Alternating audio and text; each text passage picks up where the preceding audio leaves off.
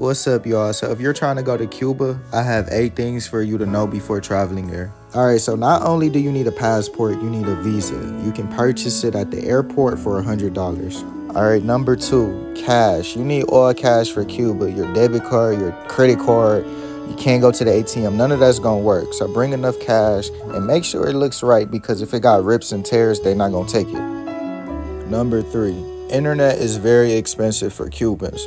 So to access internet, you need to get a Wi-Fi card, or you can purchase a Cuban SIM card. I recommend downloading maps.me so you could get around without internet. Number 4, bring your own toiletry items, because some public places will not provide it for you. And if you run out, you can't buy more, so bring more than enough. Number 5, Americans cannot stay in government-run hotels. I recommend Airbnb or a casa particular, and you can find those on the internet, and just do your research so you know where you can stay. Number 6, if you don't speak Spanish, obtén un traductor confiable. Download an offline version of Google Translate para que puedas usarlo sin internet, so you can talk to people without internet. Number 7, make sure you understand the currency and always discuss prices before taking a taxi or ordering something. Rates vary from person to person, so just understand it before you do something.